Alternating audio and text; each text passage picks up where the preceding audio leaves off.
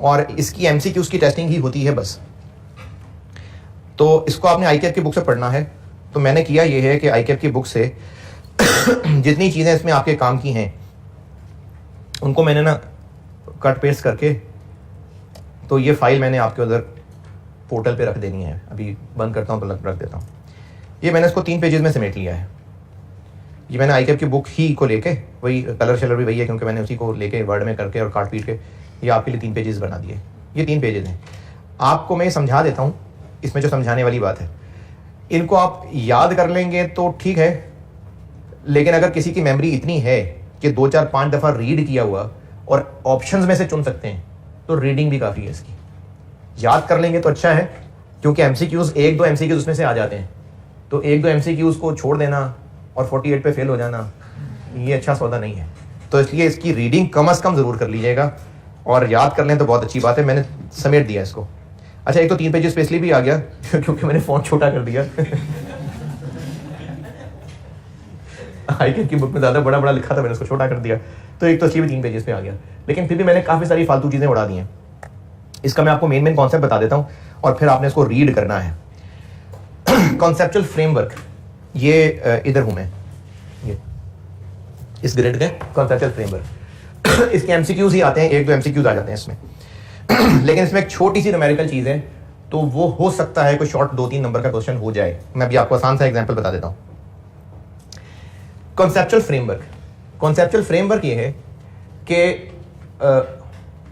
Accounting करते हुए जो जो रूल्स फॉलो करने होते हैं वो रूल्स कौन सिखाएगा?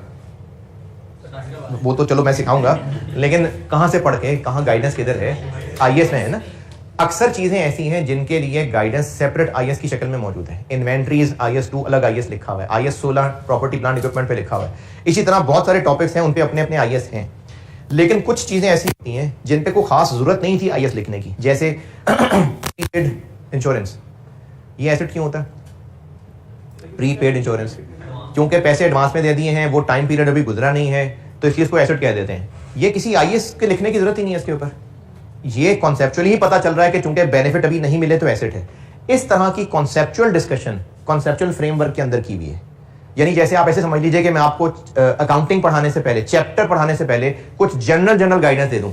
जैसे गवर्नमेंट ग्रांट में आपको जब मैंने वो grant related to asset, grant related to income, फिर उस ग्रांट रिलेटेड टू एसेट के अंदर भी 2 मेथड बताए थे। फिर ग्रांट रिलेटेड टू इनकम में पढ़ा था कि खर्चा अगर हो चुका है तो फॉरेन इनकम बना लेंगे, किसी पास्ट नुकसान के लिए तो फॉरेन इनकम बना लेंगे, अगर फ्यूचर के लिए तो मैच कर लेंगे। इस सब को पढ़ाने से पहले मैंने एक कीमती जुमला बोला था कि गवर्नमेंट ग्रांट जिस खर्चे की सपोर्ट है वो खर्चा जब जैसे जैसे एक्सपेंस बनेगा, गवर्नमेंट ग्रांट तब वैसे वैसे इनकम बनेगी। ये मैंने तब कॉन्सेप्चुअल बात की थी। तो इस तरह की बात समझ लीजिए कि अकाउंटिंग स्टैंडर्ड्स पढ़ाने से पहले कुछ चीजें कॉन्सेप्चुअली ओवरऑल डिस्कस की गई हैं कि एसेट क्या होता है, लायबिलिटी क्या होती है। ये कॉन्सेप्चुअल फ्रेमवर्क के अंदर बातें। इसमें एक तो चीज़ आपको 4 दफ़ा भी पढ़ लेंगे फिर भी नहीं एमसीक्यूज दे के याद होनी, इसलिए ये तो आप रट लीजिएगा। ये है कि कॉन्सेप्चुअल फ्रेमवर्क का मकसद क्या है। आईएएसबी एक इदारा होता है, वो स्टैंडर्ड्स बनाता है। तो ये फ्रेमवर्क का मकसद है कि वो आईएएसबी को हेल्प करेगा कि स्टैंडर्ड्स बनाएं। फिर इसके अलावा जो फाइनेंशियल स्टेटमेंट्स बना रहे होते हैं उनको पॉलिसी डिसाइड करने में हेल्प करेगा। जितने लोग फाइनेंशियल स्टेटमेंट्स पढ़ने वाले हैं उनको समझने में मदद देगा। ये इसका मकसद है। ये आपसे पूछा जा सकता है एमसीक्यू कि which of the following is not a purpose of conceptual framework, या which of the following is a purpose of conceptual framework. तो ये 3 पॉइंट तो याद कर लीजिएगा। उसके बाद ये भी लिस्ट याद कर लीजिएगा। ये मैंने एक एंटर मारना था, ये नीचे जाना चाहिए, इधर एक एंटर लगना है। तो चैप्टर 1 2 3 4 5 6 7 8 ये नाम याद कर लीजिएगा कि इसमें फ्रेमवर्क में कौन कौन से चैप्टर्स हैं। ये सारे चैप्टर्स नहीं पढ़ने हमने, बस एक लिस्ट है कि कॉन्सेप्चुअल फ्रेमवर्क में क्या क्या डिस्कशन हुई है। ये लिस्ट याद कर लीजिएगा। हो सकता है कि आपको इनमें से कुछ एमसीक्यूज पे पूछ लिया जाए। कॉन्सेप्चुअल फ्रेमवर्क ये रटे की जरूरत नहीं है। ये जुमला पढ़ के अगर आपको इतना याद रहता है कि कॉन्सेप्चुअल फ्रेमवर्क आईएएस नहीं है, conceptual framework is not a standard. और इसमें अगर कोई ऐसी बात लिखी हो जो किसी आईएएस के खिलाफ जा रही हो तो फिर आईएएस को फॉलो करेंगे। अब ये बात आपको रटने की जरूरत नहीं है। ये 2 जुमले जो मैंने बोले कि ये आईएएस नहीं है इटसेल्फ और आईएएस के खिलाफ गया तो आईएएस की बात माननी है, बस इसको रटने की जरूरत नहीं है। 2 बातें याद हो गई। एमसीक्यू में बात पूछी जा सकती है। तो इस तरह से आप इसको अगर रीड कर लेंगे एक बार तो फिर ये एमसीक्यूज में काम आ जाएगा। ये जो टेबल बना हुआ है कि फाइनेंशियल स्टेटमेंट्स के एलिमेंट क्या होते हैं, खत्म हो गया FR1, ये तो आपको पता ही है। कि एसेट्स क्या होते हैं, लायबिलिटी क्या होती है, इक्विटी क्या होती है, वही सब कुछ अंग्रेजी में लिखा हुआ है। तो इनको अगर आप एक बार पढ़ लेंगे तो ये आपके पढ़े हुए का नॉलेज ही है जो बस अंग्रेजी में लिखा हुआ है। इनको एक बार, बस बात ये होती है कि एक बार सेंटेंस ऑफिशियल नजर से गुजर जाएगा ना, तो फिर एमसीक्यूज में जब पूछा जाएगा तो आप पिक कर सकेंगे उसको। तो ये सिर्फ रीड करना है आपने इसको, लेकिन करना है। फिर इसके बाद यहां पर ये भी एमसीक्यूज में चीज पूछी जा सकती है, इसमें हेडिंग्स में फर्क रखिएगा। फाइनेंशियल स्टेटमेंट्स में क्या बताया जा रहा होता है दुनिया वालों को, इन्फॉर्मेशन दी जा रही होती है कि साल ये हुआ, इतने एसेट्स, इन्फॉर्मेशन है, उसको फाइनेंशियल इन्फॉर्मेशन कहते हैं। एक है उसकी फंडामेंटल कोलैटिव कैरेक्टरिस्टिक्स, कि वो रेलेवेंट होनी चाहिए और सच होना चाहिए। रेलेवेंट क्या मतलब, वो बातें दुनिया वालों को बताएं जो उनके काम की हैं। यानी दुनिया वालों को ये बताएं कि हमने लोन लिया था तो उसके अगेंस्ट क्या क्या गिरवी रखा हुआ है। ये ना बताएं कि मिस्टर ए गया था नेगोशिएट करने, बारिश हो रही थी, बड़ी देर लगा दी उसने आने में। ये फाइनेंशियल स्टेटमेंट्स में बताने की जरूरत नहीं है। वो बात बताएं जो डिसीजन मेकर के काम की हो। जैसे किसी ने डिसाइड करना है कि इस बिजनेस को लोन और दें कि ना दें, तो उसको फाइनेंशियल स्टेटमेंट्स में देख के नजर आना चाहिए कि इसने पहले कितने लोन लिए हमें और क्या क्या गिरवी रखा हुआ है। ये है ना उनके काम की इंफॉर्मेशन। इसको कहते हैं इंफॉर्मेशन रेलिवेंट होनी चाहिए। और फेथफुल रिप्रेजेंटेशन, सच्ची इंफॉर्मेशन हो, झूठ ना बोले हो। ये है फंडामेंटल क्वालिटेटिव कैरेक्टरिस्टिक्स। और इनको बढ़ाने के लिए ये आगे 3 पॉइंट्स और हैं, 4। अब ये नाम आपने याद करने हैं। आपसे एमसीक्यूज में पूछा जा सकता है कि इनमें से कौन सी हैं जो फंडामेंटल हैं, तो वो है, ये नहीं है। ये फंडामेंटल को मजीद बढ़ाने के लिए। ये 4 हैं जो इनहेंस करेंगी उस बात को, वो 2 हैं फंडामेंटल। और बात किसकी हो रही है, फाइनेंशियल इंफॉर्मेशन की, क्वालिटीज की। तो 2 फंडामेंटल हैं। और ये जो मैंने ऊपर अंग्रेजी आईकैप की बुक में लिखी है ना, ये मैंने आपको बता दी। रेलिवेंट क्या बताया, जो डिसीजन मेकर के काम की, उनको डिसीजन में हेल्प हो। और फेथफुल, यही सब अंग्रेजी में लिखा हुआ है। जस्ट एक बार रीड करना है इसको। लेकिन रीड करना इसलिए जरूरी है कि आपकी एक बार थोड़ी बहुत भी पिक्चर बैठ गई ना, तो एमसीक्यूज पिक हो जाते हैं। और ये चैप्टर है ही एमसीक्यूज के लिए। कंपेरेबिलिटी, कंपैरेटिव फिगर्स दें ताकि कंपेयर कर सकें। वेरीफाइबिलिटी, प्रॉपर डॉक्यूमेंट्स मौजूद हों ताकि ऑडिट करें तो ऑडिट हो सके।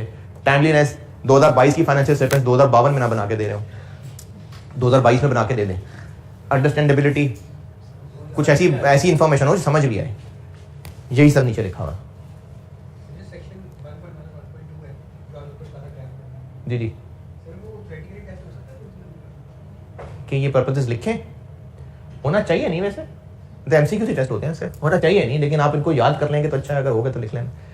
ये इसके बाद ये सब रीड हो रहा है। मैंने आपको नामों से बता दिया इनका क्या मतलब है, इनको बस सिर्फ एक दफा रीड करना है आपने। लेकिन 2 एमसीक्यूज भी कीमती हैं भाई।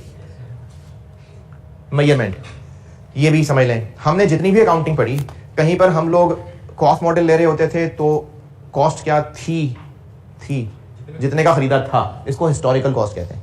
मेजरमेंट बेसिस ये है कि हम बैलेंस शीट के अंदर जो एसेट्स की वैल्यू ले रहे होते हैं, वो नॉर्मली क्या क्या वैल्यूज होती हैं।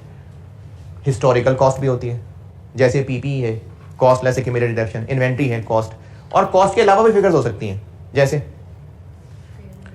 फेयर वैल्यू, उसमें क्या, रिकवरेबल अमाउंट यानी वैल्यू इन यूज, एनआरवी, ये मुख्तलिफ हो सकते हैं ना। वो ये है कि मेजरमेंट बेसिस से मुराद ये है कि फाइनेंशियल स्टेटमेंट्स में एसेट्स की वैल्यूज क्या क्या होती हैं। या तो हिस्टोरिकल कॉस्ट होती है, हिस्टोरिकल कॉस्ट वो है व्हेन इट वाज रिक्वायर्ड, तो कितने का था। या फिर करंट वैल्यूज होती हैं। करंट वैल्यूज क्या होती हैं, फेयर वैल्यू भी हो सकती है, वैल्यू इन यूज भी हो सकती है। करंट कॉस्ट यानी अभी कितने का मिलेगा, ये मेजरमेंट बेसिस है। और ये जो आपको ऑलरेडी पता है चीजें, fair value, value in use, वही सब लिखी हुई है। करंट कॉस्ट कहते हैं कि अभी कितने का मिलेगा। क्या, हाँ, ये इन्वेंट्री में होता है। जब रॉ मटेरियल इन्वेंट्री होती है ना, तो उसकी एनआरवी होती है रिप्लेसमेंट कॉस्ट, कि अब कितने का मिलता है। IS 2 में होती है। तो ये भी एक वैल्यूएशन का तरीका है। ये थोड़ा सा न्यूमेरिकल पोर्शन है, ये समझाता हूं आपको। ये बस, ये लास्ट है इसका, ये खत्म हो गया। 3 है, ये देखो 3।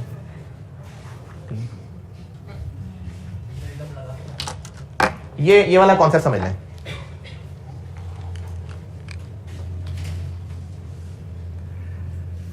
कायम है ना, मतलब नॉन प्रॉफिट पढ़ाऊं, खत्म करूं ना आज।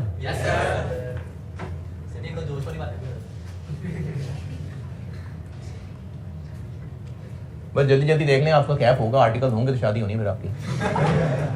सारा कैरियर जो है ना, आप इसीलिए बना रहे हैं ना, जल्दी जल्दी शादियां हो, तो बस ये सारा कैप उस पर डिपेंड कर रहा है। अच्छा, ये साल के शुरू में यानी 1 जनवरी कह लेते हैं, assets equal to equity plus liability. ये पढ़िए बात जिंदगी में कभी।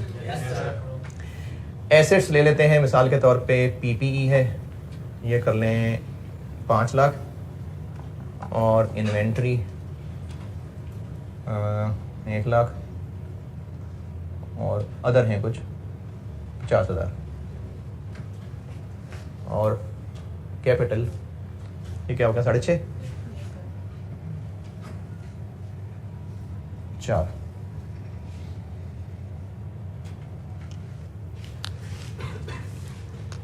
इकतीस दिसंबर 22।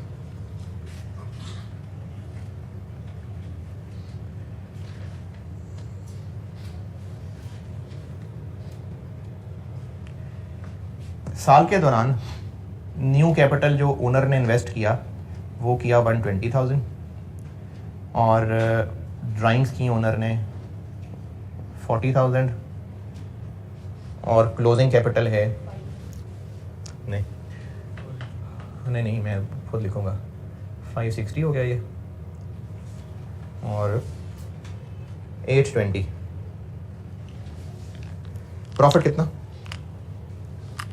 ओपनिंग इतना था, इतना और आया, इतना ओनर ले गया, साल के एंड पे फिर भी इतना है, तो बाकी क्या है? Soul trader. ओनर का कैपिटल साल के शुरू में इतना था, इतना वो और लाया, इतनी ड्राइंग्स करके चला गया, तो प्रॉफिट इसकी इक्विटी में ऐड होगा तो क्लोजिंग इतना बना होगा ना। कितना प्रॉफिट?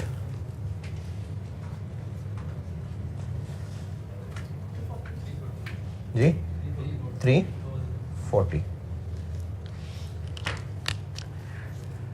340 की फिगर तक पहले पहुंचे, फिर ये कैपिटल मेंटेनेंस के कॉन्सेप्ट बताता हूं। 340 की फिगर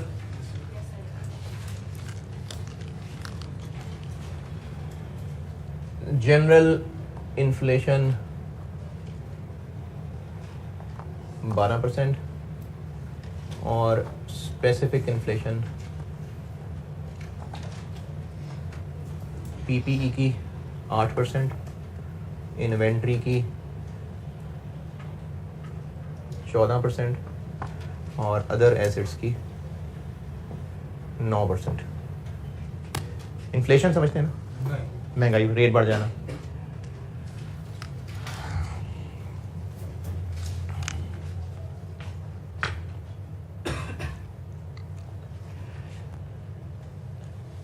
एक financial capital maintenance money terms पढ़ा जा रहा है, कैपिटल मेंटेनेंस की एडजस्टमेंट्स बता रहा हूं, और फिर इसके पीछे बताऊंगा कैपिटल मेंटेनेंस का कॉन्सेप्ट क्या है।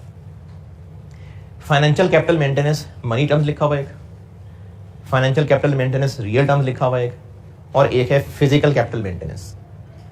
इनका कॉन्सेप्ट बताता हूं। सब जगह मेरे पास क्योंकि यही है, इसी को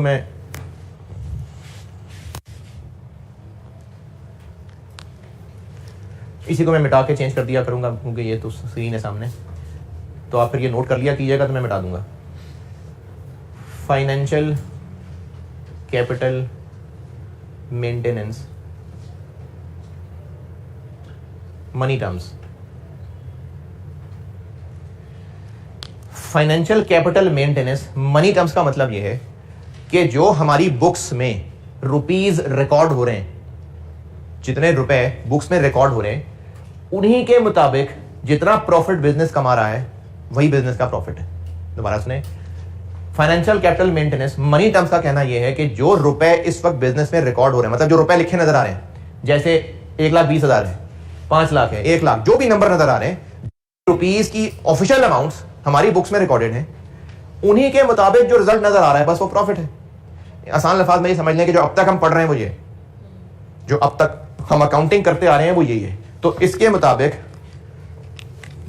प्रॉफिट 340 ही है, इसके मुताबिक प्रॉफिट 340 ही है। जो हमें बुक्स में नजर आ रहा है प्रॉफिट, हमारी बुक्स में जो जो कुछ रिकॉर्डेड है बस वही प्रॉफिट है।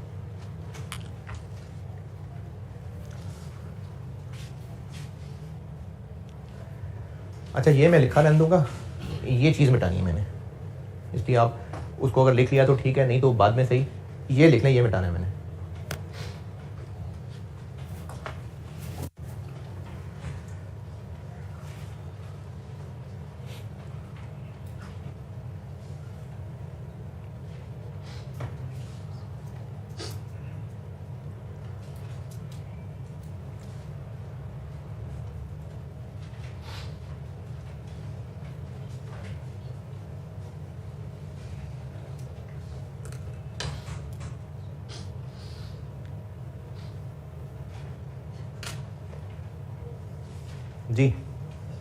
ये नंबर 1 मिटाने मैंने।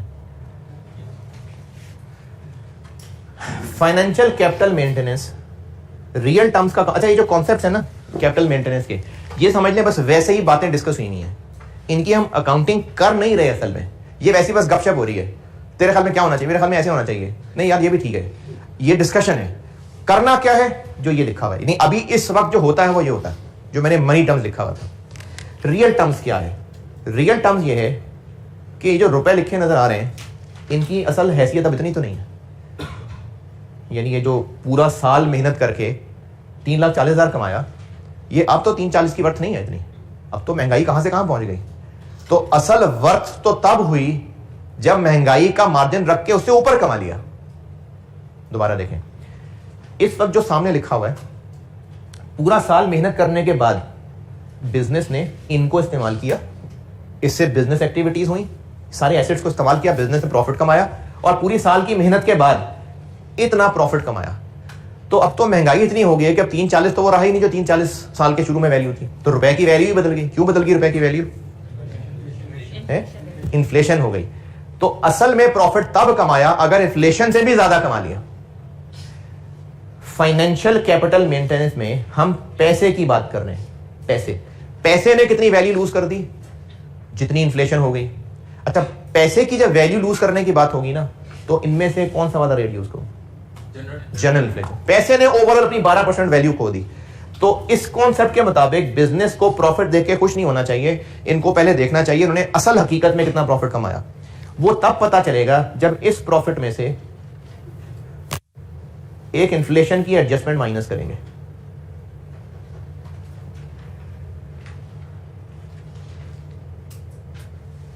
₹4,00,000 जो साल के शुरू में था, और ये 1,20,000, ये भी फर्ज करें साल के शुरू में ही लगा दिया था, या अगर साल के मिड में कहीं लगाया होता तो महीनों की एडजस्टमेंट आ जाती। चलो साल के शुरू में ही लगा दिया था, तो जो इसका पैसा बिजनेस में इन्वेस्टेड था साल के शुरू में 5,20,000, 12% तो उसी की वैल्यू गिर गई। देखें, रुपए की वैल्यू गिरना से मुराद ये है कि आज आप रोटी खरीदने गए तो 15 रुपए की थी, साल बाद वो रोटी 25 रुपए की है, तो जो 15 रुपए की ताकत थी अब वो 25 रुपए की है, तो वैल्यू गिर गई ना। तो वैल्यू क्यों गिर रही है? क्योंकि महंगाई हो रही है। तो ये जो साल के शुरू में उस ओनर का बिजनेस में पैसा लगा हुआ था, फाइनेंशियल पैसा लगा हुआ था, पैसे की वैल्यू गिरने की वजह से अब उसका 12% तो वैसे ही हमारे किसी काम का नहीं रहा, वो तो पैसे की वैल्यू ही गई। कितना? 62। तो असल में तुमने प्रॉफिट 3,40 नहीं कमाया, असल में प्रॉफिट कमाया है 277। ये financial capital maintenance real terms वालों का कहना है। यानी जो इस कॉन्सेप्ट पे बिलीव करते हैं वो ये कहते हैं कि अगर बिजनेस का प्रॉफिट देखना है तो उसमें से इन्फ्लेशन की एडजस्टमेंट करो, क्योंकि जो पैसा तुम्हारा बिजनेस के शुरू में इन्वेस्टेड, साल के शुरू में इन्वेस्टेड था, उसने भी तो अपनी वैल्यू खोई है ना। यानी कहने को 3,40 और कमा लिया। देखिए ये कैपिटल है, इस कैपिटल में पूरे साल की मेहनत के बाद इतना इजाफा हो गया, 3,40 का इजाफा हो गया ना प्रॉफिट, लेकिन उसने वैल्यू भी तो खो दी ना अपनी। तो ये इजाफा असल में 3,40 का नहीं है, रियल टर्म्स में ये इजाफा इतने का, असल हकीकत में इजाफा इतने का नहीं है, इतने का। वो साल के एंड पे निकाली है, ड्राइंग साल के एंड पे निकाली उसने।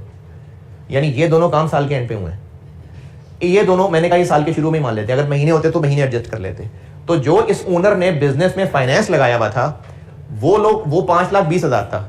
अब साल गुजारने के बाद उसने अगर 3,40 का इजाफा किया अपने कैपिटल के अंदर, तो असल में पुराने वाले की वैल्यू भी तो खोई है ना।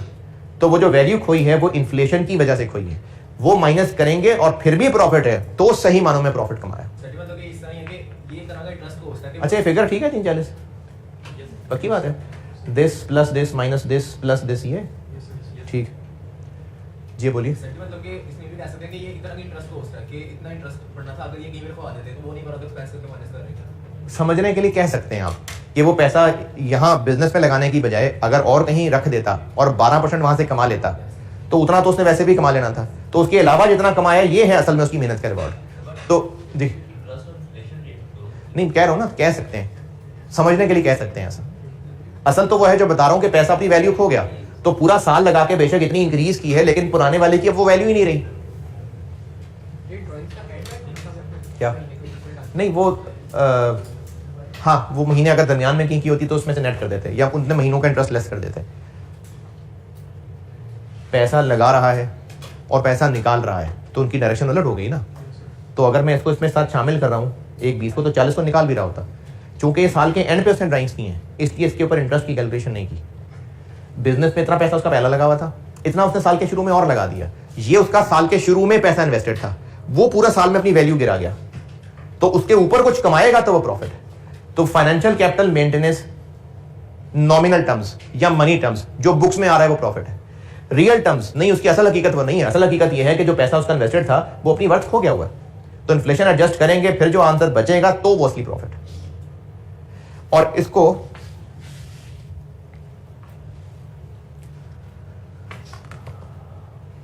ये जो नॉमिनल वाला मेथड था ये नाम भी याद रखिएगा, एमसीक्यूज में पूछे जाएंगे। उसको हिस्टोरिकल कॉस्ट अकाउंटिंग भी कहते हैं और इसको परचेजिंग पावर अकाउंटिंग भी कहते हैं, कांस्टेंट परचेजिंग पावर अकाउंटिंग। ये नाम भी याद रखिएगा।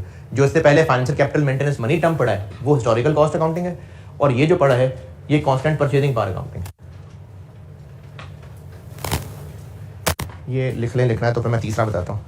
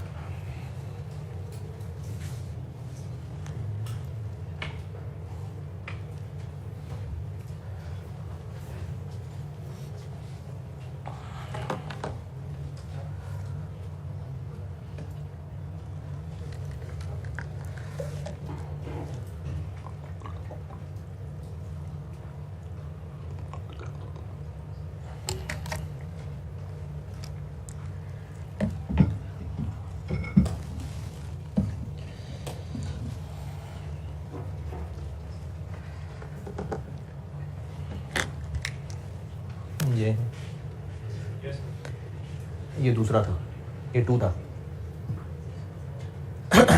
फिजिकल कैपिटल मेंटेनेंस ये बिल्कुल सेम इसी जैसा ही है, सिर्फ फर्क इतना है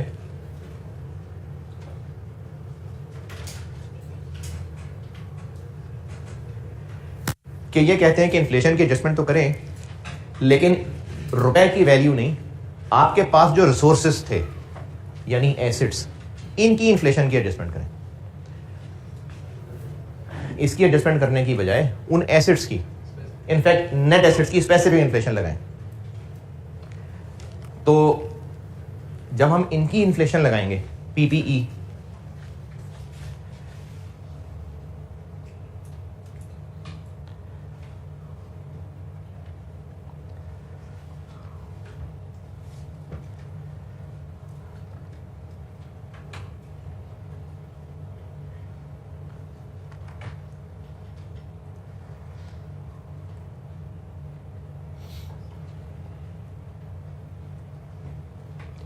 अच्छा, वो रेशियोज का मैंने रीजन रिटर्न का सवाल देखा था तो बड़ा आसान था, उसमें कुछ ऐसा नहीं है कि डिस्कस करूँगा, आसान सा सवाल था।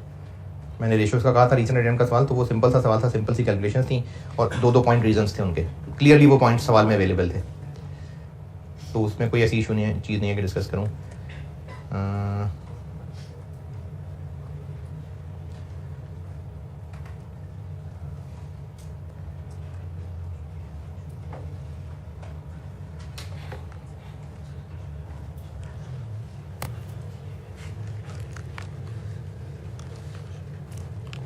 अच्छा, ये असल में लायबिलिटीज़ भी नेट इधर कहीं होनी चाहिए, लेकिन मैंने डाटा उसका सही नहीं बनाया। बहरहाल पॉइंट समझा देता हूँ कि financial capital maintenance real terms वालों का कहना है कि आपने इस कैपिटल की इन्फ्लेशन लेनी है यानी जनरल इन्फ्लेशन, और फिजिकल मेंटेनेंस वालों का कहना है कि स्पेसिफिक इन्फ्लेशन लेनी है, यानी पीपी पे 5 लाख अलग लगाएं, 5 लाख पे 8% अलग लगाएं,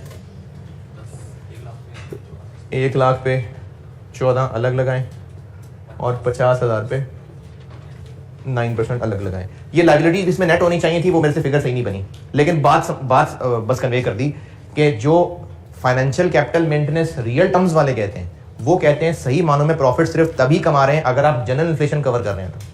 और ये लोग कहते हैं कि आप सही मानों में तभी प्रॉफिट कमा रहे हैं अगर आप स्पेसिफिक इन्फ्लेशन कवर कर रहे हैं। सिर्फ इतना फर्क है। 40,000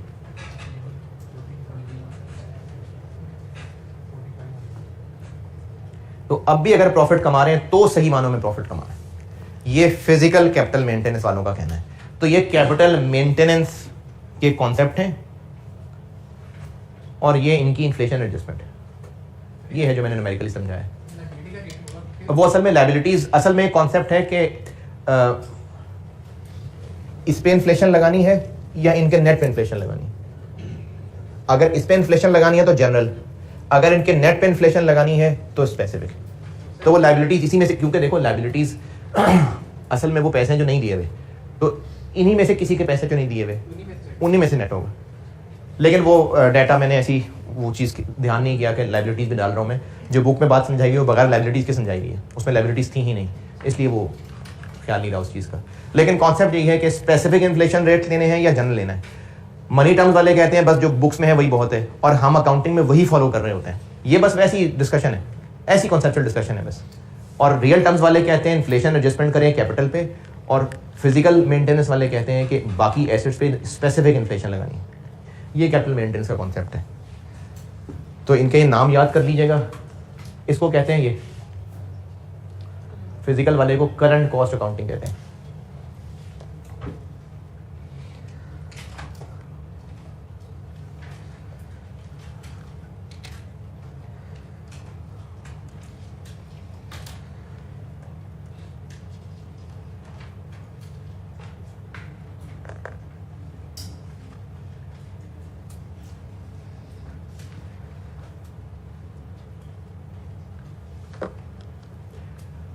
इसके भी एमसीक्यूज आप करिए और उनको याद भी रखिएगा। पहला जी,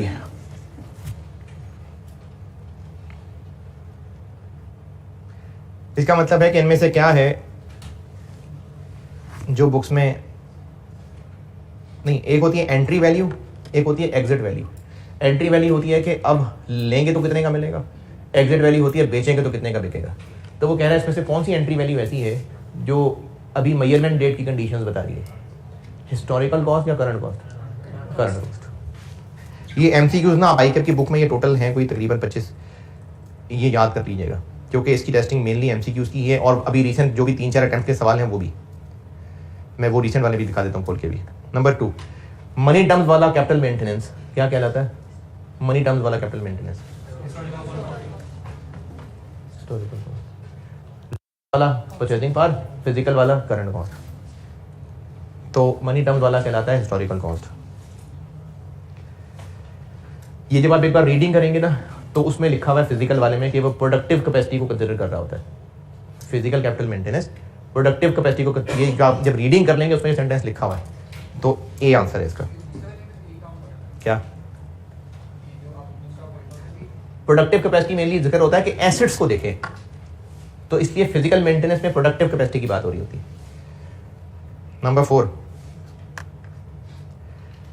4 यह है कि अगर हम हिस्टोरिकल कॉस्ट अकाउंट्स यानी जो पुरानी वैल्यूज हैं उन्हीं को बस डेप्रिशिएट करके चलाते जाएं, जबकि अभी महंगाई होती जा रही है, जबकि हमारे पास एसेट्स पुराने ही आ रहे हैं, तो क्या होगा?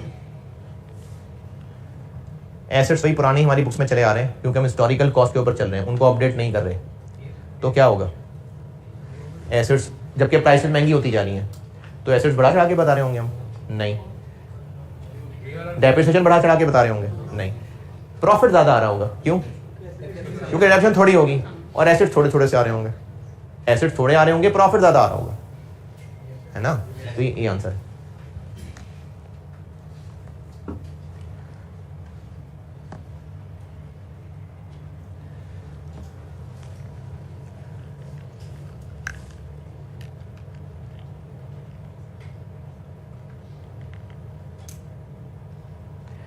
इसका मतलब ये है कि ये जो 4 हैं इनमें से किसके बारे में ये दोनों बातें सही हैं? हिस्टोरिकल कॉस्ट कैलकुलेट करते हुए प्लांट कितने का खरीदा था, खरीद के लाना इग्नोर हो रहा होता है या यूज हो रहा होता है?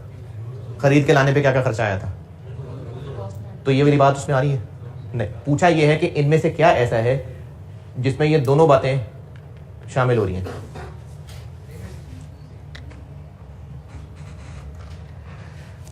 हिस्टोरिकल कॉस्ट का मतलब है कि जब ठहर यार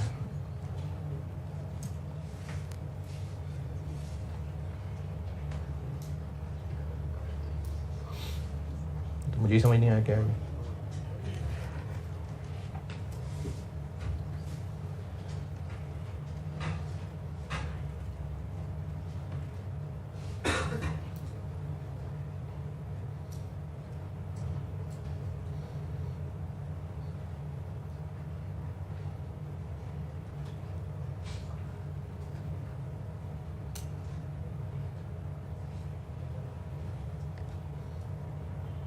ठीक है, इन चारों में से कौन सी वो वैल्यू है जिसके बारे में ये दोनों बातें सही हैं? हिस्टोरिकल कॉस्ट कैसे कैलकुलेट होती है?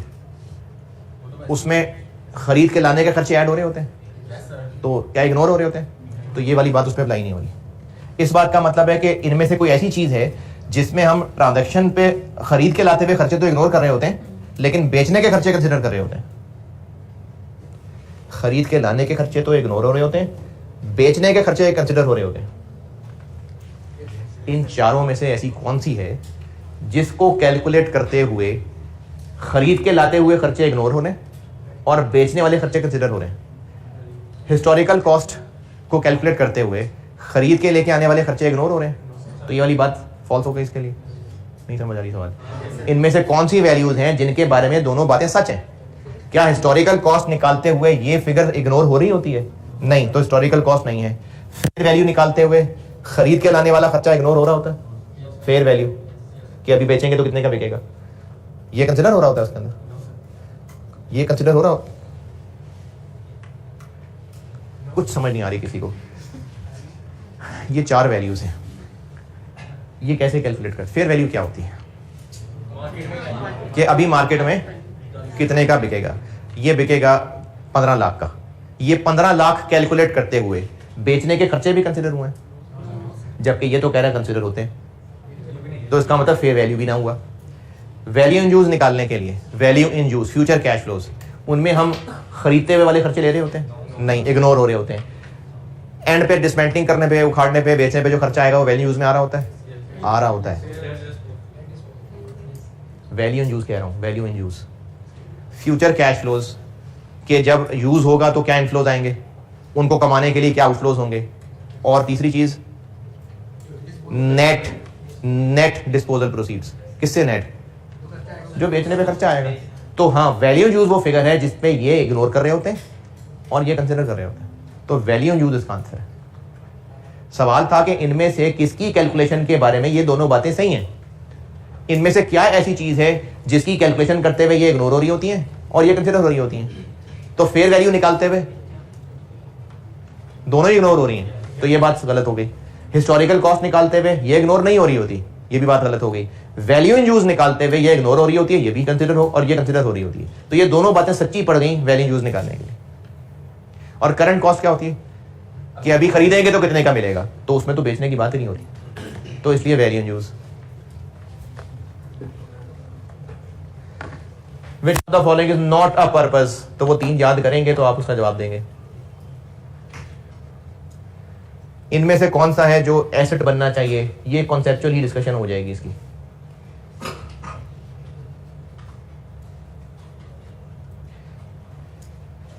हिस्टोरिकल कॉस्ट अकाउंटिंग फॉलो होती हो, यानी बुक्स में पुरानी वैल्यूज रहती हो, तो इनमें से कौन सा क्रिटिसिज्म गलत है? इनमें से क्या क्रिटिसाइज करना नहीं बनता? अगर एक बिजनेस हिस्टोरिकल कॉस्ट फॉलो कर रहा है तो इनमें से क्या बात है जो बुरा भला उसको नहीं कहा जा सकता?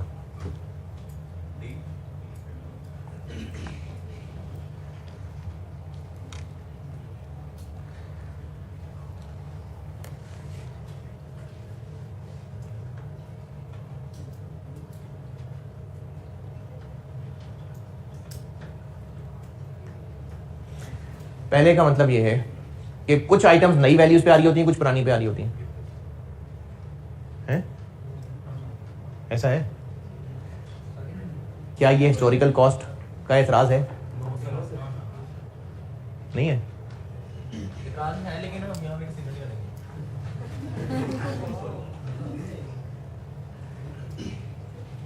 होश में है या ये तो सही भाई का एतराज है, हम आ रहे हैं। नहीं है होश में तो खत्म करें बात। ये तो आप एमसीक्यू फिर कर लेंगे तो कर लेंगे। अगर बिजनेस हिस्टोरिकल कॉस्ट फॉलो करता हो, यानी जब खरीदा उतने पे रिकॉर्ड किया और बस उतने पे रिकॉर्डेड है, बार बार रिवैल्यू नहीं कर रहे, तो इनमें से कौन सा एतराज है जो इस पे नहीं करना बनता? सवाल समझे कि नहीं समझे? जो जाग रहे हैं, जो भी आप में से जाग रहे हैं, अगर एक business historical cost accounting follow करता हो, यानी जब जो खरीदा उतने पे रिकॉर्ड हुआ, दोबारा अपडेट नहीं हो रहे और महंगाई होती जा रही हो during a period of rising prices, तो इनमें से कौन सा एतराज है जो उस पर करना नहीं बनता? सवाल ही समझ नहीं आ रही। सवाल समझ आ रही? पहला एतराज ये है कि कुछ एसेट्स पुरानी वैल्यूज पे आ रहे होंगे, कुछ नई वैल्यूज पे आ रहे होंगे, तो एतराज सही है।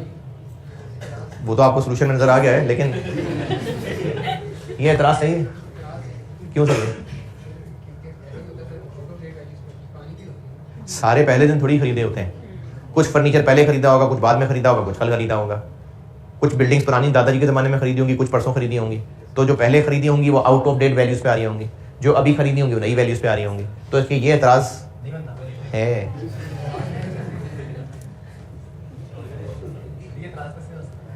बिल्डिंग 4 बिल्डिंग्स हैं, बिल्कुल एक जैसे इलाके में एक जैसी बिल्डिंग्स हैं।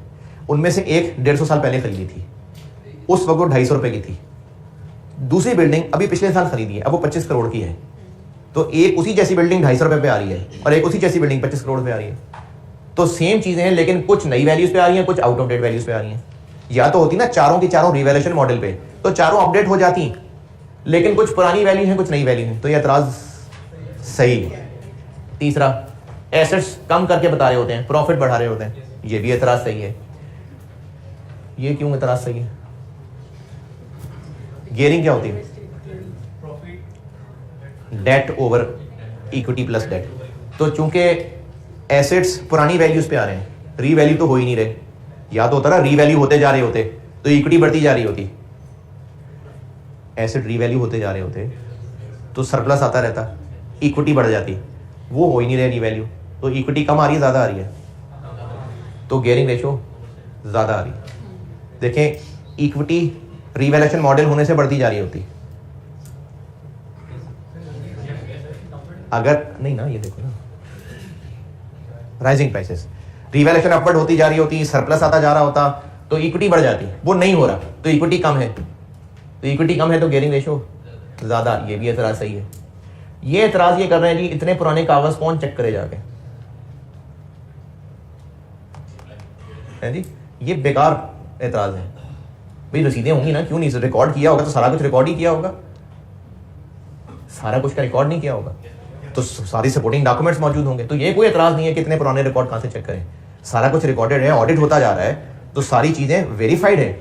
जब भी कभी खरीदी थी, रसीदें थी, ऑडिट हुआ होगा तो वेरीफाइबल है। तो ये तो कोई एतराज़ नहीं है कि वेरीफाई नहीं हो सकता।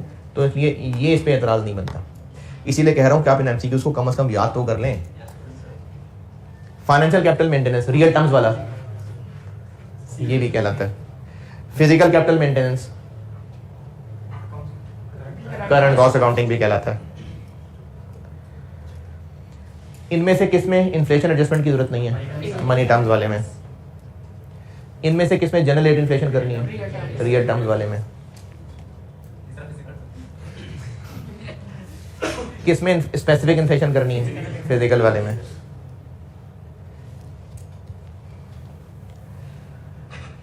फाइनेंशियल कैपिटल मेंटेनेंस इनमें से किसके काम का है? पता नहीं। हाँ जी, ये याद कर लें, इन्वेस्टर्स के काम का। क्योंकि फाइनेंशियल कैपिटल में हम पैसे की वैल्यू देख रहे हैं, तो इन्वेस्टर को इससे कंसर्न है कि मैंने कितना पैसा इन्वेस्ट किया हुआ था, तो मेरे उस पैसे की वैल्यू कितनी लूज होगी। तो इसलिए फाइनेंशियल कैपिटल मेंटेनेंस इन्वेस्टर्स के काम का कॉन्सेप्ट है। और फिजिकल कैपिटल मेंटेनेंस पता नहीं। हाँ जी क्योंकि इन्होंने बिजनेस को मैनेज करना है, तो उनको पता हो कि इनकी ऑपरेटिंग कैपेसिटी किस तरह की है। ये वो कैलकुलेशंस हैं।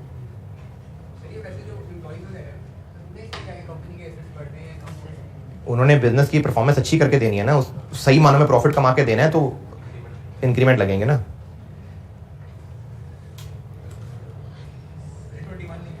है जी, ये पहले हो गई बात जी। इनमें से कौन से हैं जो इनहेंसिंग में नहीं है, यानी फंडामेंटल में है? रेलेवेंस और फेथफुल रिप्रेजेंटेशन। इनमें से कौन सा जो फंडामेंटल नहीं है? फंडामेंटल नहीं है, नॉट। कौन से दो नहीं है? बी और डी नहीं। चलो जी, ये हो गया अकाउंटिंग कॉन्सेप्ट। अब आप जोहर पढ़ लें और फिर नॉन प्रॉफिट ऑर्गेनाइजेशन। जी आगे ऊपर आ जाए।